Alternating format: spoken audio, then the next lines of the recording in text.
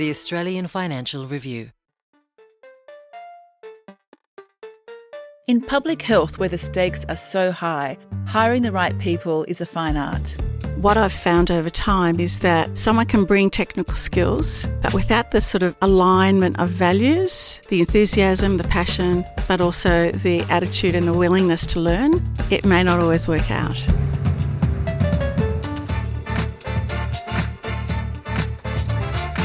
Welcome to 15 Minutes with the Boss, a podcast about success, failure, and all the lessons learnt along the way. I'm your host, Sally Patton, and my guest today is Rita Butera, the Chief Executive of BreastScreen Victoria, an organisation that tests more than 300,000 women a year for cancer. Now, Rita, we don't have long. We've only got 15 minutes, so I'm going to start the clock right now.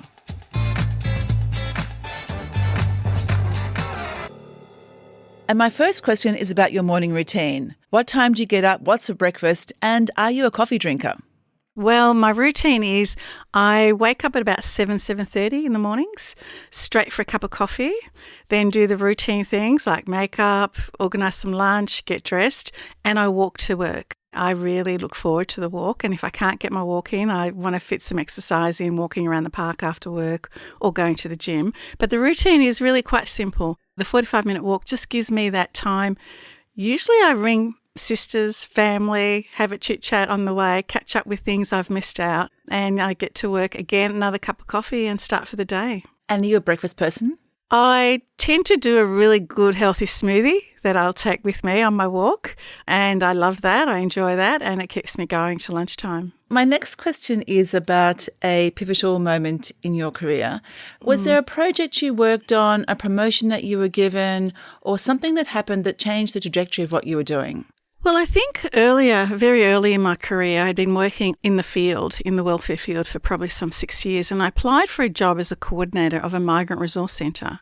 To my surprise, I actually got the job, and I'd never run an organisation before. It was a small organisation, but it had a big mandate, and suddenly I fell into this sort of like CEO role, having not had that sort of foundational experience before.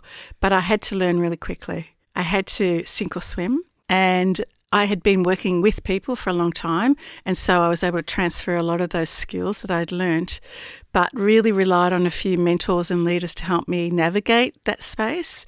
I read a lot, I did public speaking courses, and after I think about 4 years, I felt really strong in that position.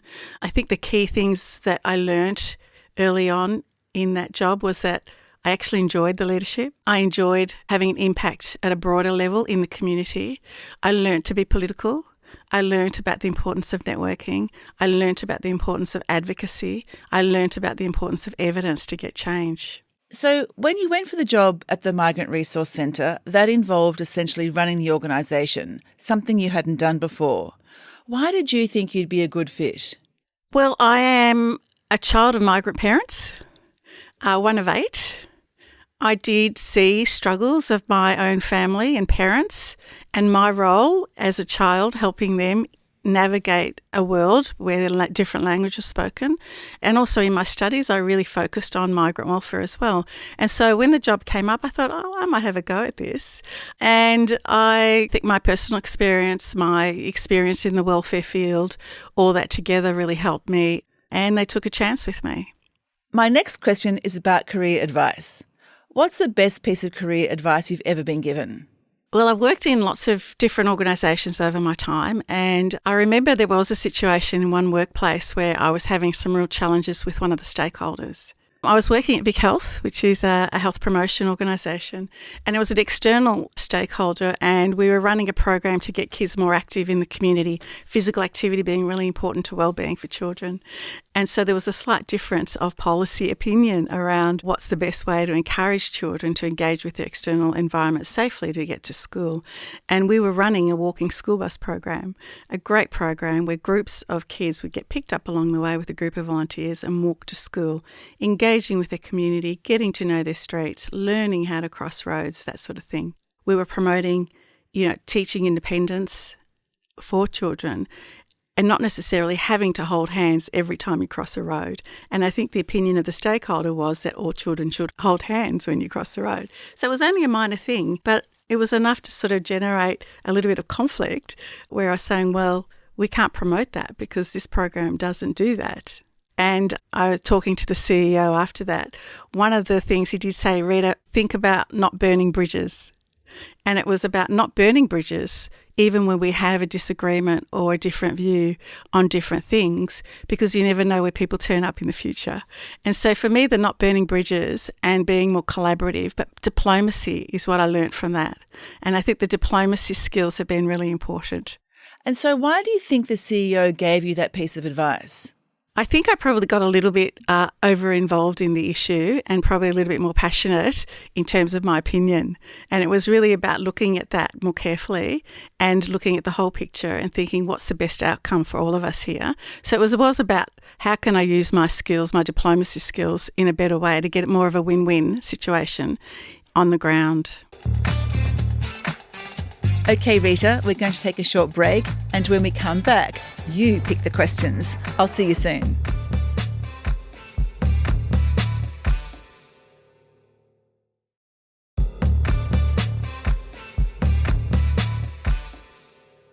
Welcome back to 15 Minutes with the Boss. I'm here with Rita Butera, the Chief Executive of BreastScreen Victoria. Now, Rita, in front of you is a hat with about 20 random questions inside. For the time we have left, I'm going to ask you to pick them out one by one. Let's get started. If you could swap jobs with someone for a week, with whom would you do it and why?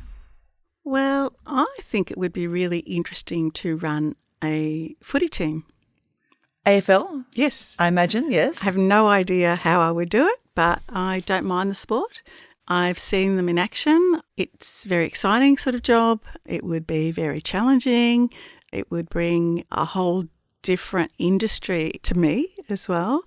But also, I think particularly in the women's space, AFL, it would be a real opportunity to work with teams, build teams, working in a sort of very competitive environment, but with very passionate sports people. It's probably, far removed from anything I've ever done before. Okay, I love that. All right, have another fish in the hat. If you could relive one day in your career, which day would it be and why? I think there was one day in my career that I really appreciated sort of the fruits of the effort. And that's when I was at Women's Health Victoria. We were running a number of programs. And we advocated a lot for the need for a program for a lot of young women who don't know where to go or who to ask if you need a reproductive health service or if you're not in a town where you can access a service. Women who want an abortion, women who want to know more about contraception or the morning after pill. And so I was just delighted when Women's Health Victoria was actually funded to run that very program called 1800 My Options, and it exists now today. And I think it was so exciting to think that we were being asked to lead that work, to run that service, a first ever in the country.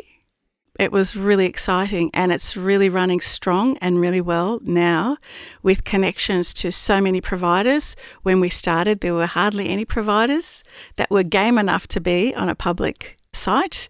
And so I think that was a really important pivotal time for that organisation and a real achievement, that we had managed to do that. And had you personally been lobbying for that for a long time? For a long time. How long? I think a long, long time. I think abortion rights was one part of the journey, and then it's fine to have rights to abortion, but to not know where to go, to not have providers, to not really build that infrastructure was an issue. And so to have the opportunity to start that was a real game changer. Right. Okay. Well done. Okay. So that was a great day. All right. Yeah. I'll allow you to relive that. Have another fish in the hat.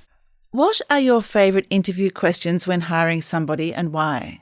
Well, I suppose one of the questions I'm always interested to hear about is why the person's applied for the job and why now. And why do you ask that? I'm very interested in what motivates them, what has attracted them. I'm interested in understanding what they think they can bring to the organisation, what skills they have. But most of all, I'm really also interested in the attitude and the values of the person. What I've found over time is that someone can bring technical skills, but without the sort of alignment of values and the right attitude, it may not always work out. So you want to find people who want to work for your organisation more than anywhere else? Correct. And how do you figure out if they are really super passionate about your organisation? Well, I think it's really giving them the opportunity to express why and what it is and what difference they want to make and how they think they can make it. And as well as that, as I said, around attitude, but how people work, whether it's a collaborative approach to the work environment, what's their agenda, what do they think they can achieve. And I think it's looking for people who bring the enthusiasm, the passion, the skills, but also the attitude and the willingness to learn as well. I think all of those things together is what I look for in a person. I've made mistakes as well in that journey and learnt from those mistakes.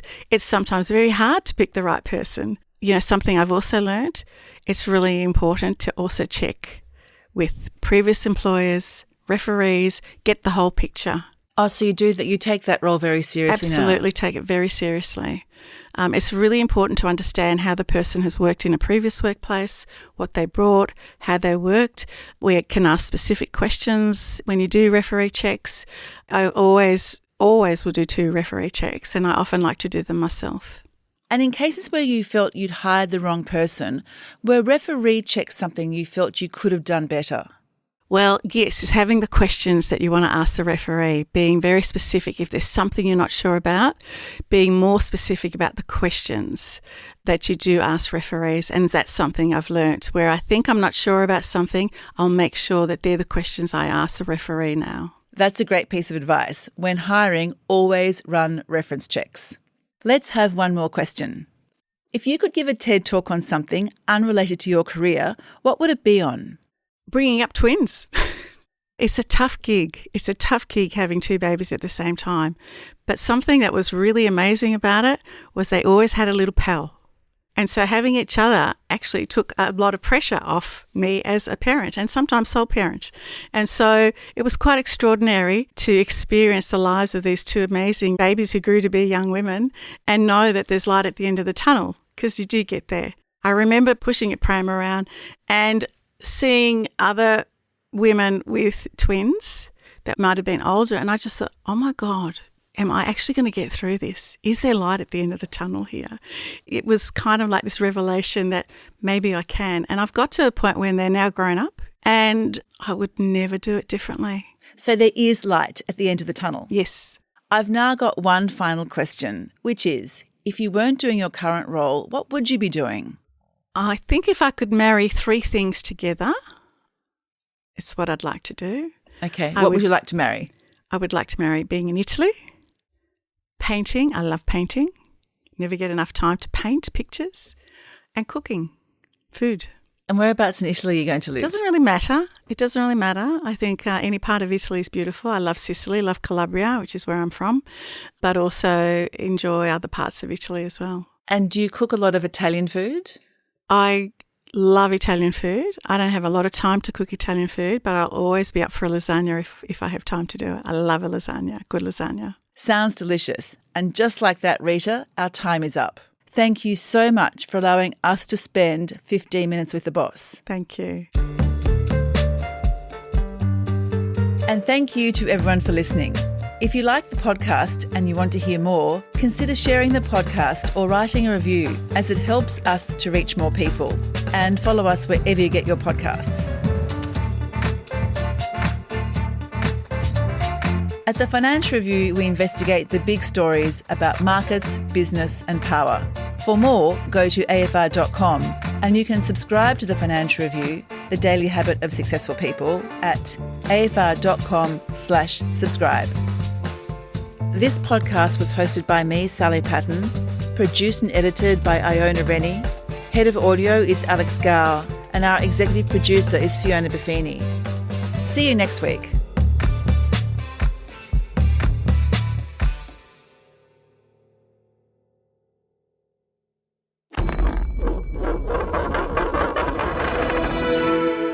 The Australian Financial Review.